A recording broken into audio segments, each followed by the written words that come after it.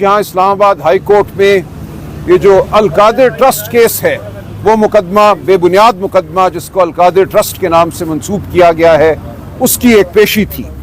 आज खान साहब और बुशरा बीबी की जानिब से सज़ा के मुअत्तली की दरख्वास्तें लगी हुई थी और आप जानते हैं ये दरख्वास्तें आज लगी हैं कई माह की कोशिश के बाद। ये दरख्वास्तें आज से 8 माह कबल दायर की गई थी और इनको लगवाने में हमने जो किया वो आपके सामने है। बहनें आई, मुतअद्दिद बार हम चीफ जस्टिस साहब से मिले, अगर कोई पेशी लगी भी तो कार्रवाई नहीं हुई। हर बार सरकार जो है वो डुबकी मार गई। आज फिर यही हुआ कि सरकार की जानिब से एक माविन वकील साहब पेश हुए और उन्होंने कहा कि प्रोसिक्यूटर साहब, स्पेशल प्रोसिक्यूटर जिनको इस मुकदमे के लिए ख़ास तौर पर मुकर्रर किया गया है, उनकी सेहत नासाज है। कोई मेडिकल सर्टिफिकेट नहीं दिया गया, कोई तफसील नहीं बताई गई, सिर्फ ये कहा गया कि उनकी सेहत नासाज है।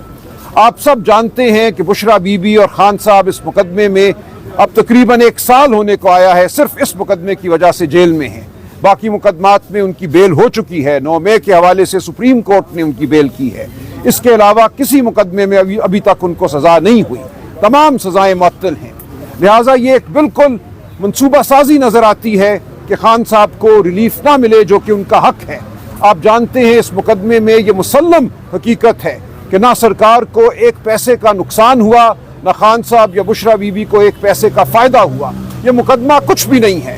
एक झूठा मुकदमा गढ़ा गया कि काबीना ने कोई रकम सुप्रीम कोर्ट के अकाउंट में डाली है, बिल्कुल ऐसा नहीं है।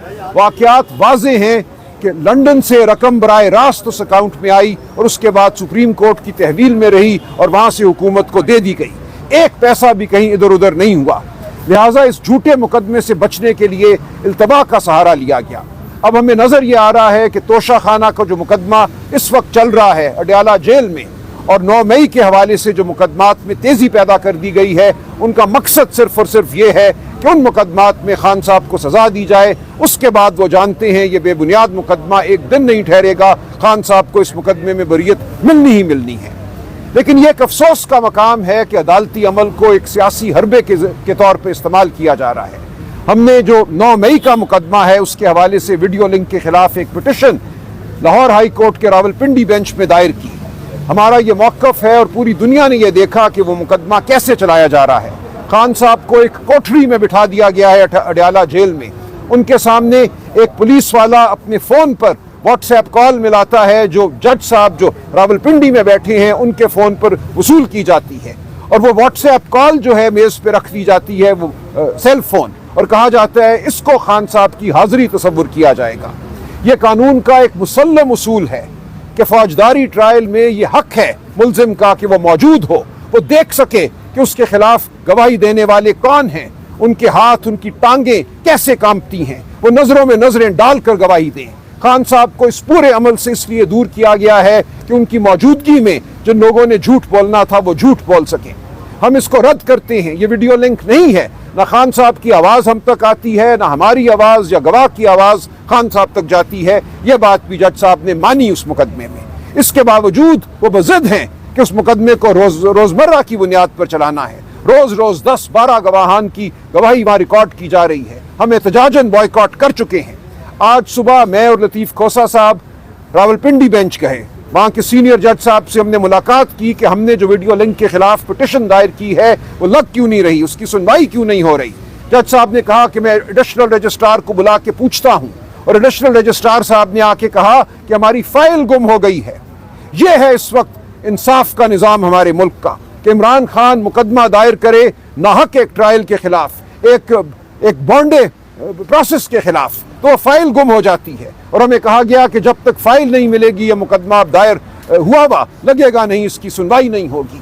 तो यह है वो सूरत हाल जिसका हम सामना कर रहे हैं। हम तमाम वकला PTI के, हम पाकिस्तानी कौम को ये कहते हैं कि ये मुकदमा अब आपकी अदालत में चलेगा। आपने फैसला करना है कि इस मुल्क ने आगे कैसे बढ़ना है, क्या हमने झूठ की बुनियाद पे आगे बढ़ना है। जो इलेक्शन लूटा गया वो आपके सामने है, जो फ्रॉड हुआ वो आपके सामने है।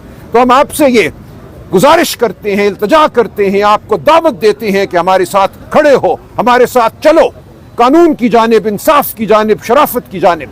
हम पे रकीक हमले किए जा रहे हैं। इस मुल्क में शराफत को ख़त्म कर दिया गया है, आइन और कानून को ख़त्म कर दिया गया है।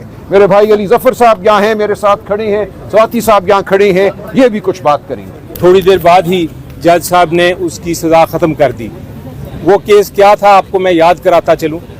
वो केस ये था कि उसमें इल्ज़ाम लगाया था इमरान खान साहब के ऊपर कि उन्होंने एक घड़ी जो है जो उनको तोहफ़ा दिया था उन्होंने कम कीमत पे ख़रीदी है। जब प्रोसिक्यूशन से पूछा गया कि भाई क्या कीमत थी, उन्होंने कहा जी इसकी कीमत 4 या 5 अरब रुपए थी। तो 4 या 5 अरब रुपए के लिए उन्होंने जो गवाही पेश की वो कौन थे? वो एक शख्स था जो कि क्या काम करता था। उसे पूछा गया आप काम क्या करते हैं, आप गवाही दे रहे हैं कि 3 अरब की या 4 अरब की घड़ी है, आप काम क्या करते हैं? तो उसने जवाब दिया, जिरा में जवाब क्या दिया कि मैं एक स्पेयर टायर शॉप में पार्ट टाइम सेल्समैन हूँ।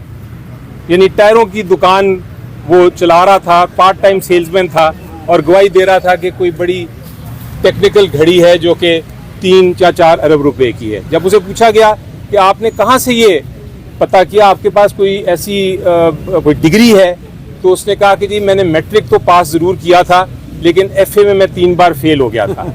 मेरे पास किसी किस्म की नहीं है डिग्री कि मैं ये कर सकूं पता कि कितने की कीमत है इस घड़ी की। पूछा गया कि फिर आपने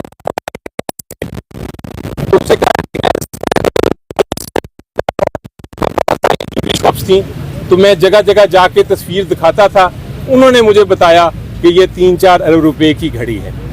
इस केस पे खान साहब को सज़ा दी गई और उनकी बुशरा बीबी को, उनकी बीवी को सज़ा दी गई। 1 मिनट लगा हाई कोर्ट में हमें उस सज़ा को ख़त्म करने का। इसी तरह साइफर केस हुकूमत कहती थी जी बहुत बड़ा केस है, बड़ा हमने मार्का मार लिया है, उसकी बहस हुई, वो केस भी ख़त्म हो गया। इद्दत का केस था, शर्मनाक केस बनाया गया था। जब इंटरनेशनल दुनिया में उनकी बेइज्जती हुई जिन्होंने बनाया था, तो उसके बाद वो केस भी इमीडिएटली जब ऊपर आया तो ख़त्म हो गया। तो यही केस अल कादिर का है, जिस तरह मेरे दोस्त ने फरमाया, सलमान राजा साहब ने, उसमें वो भी बिल्कुल बेबुनियाद और झूठा केस है। अगर इसकी समाअत होती है तो उसमें भी इंशाल्लाह हमें यही उम्मीद है कि इंसाफ होगा और ये जो केस है ख़त्म हो जाएगा। इसी तरह तोशाखाना 2 जिस तरह मैंने कहा जो चल रहा है, उसमें हमें जिस तरह मैंने कहा कि सज़ा नहीं होनी चाहिए, लेकिन अगर होती है हम चाहेंगे कि वो केस भी फ़ौरन ऊपर आए। लड़ाई जो है, जंग हम लड़ रहे हैं, कानूनी जंग लड़ रहे हैं, हम इंसाफ के लिए लड़ रहे हैं और जीत इंशाल्लाह आपकी मदद से।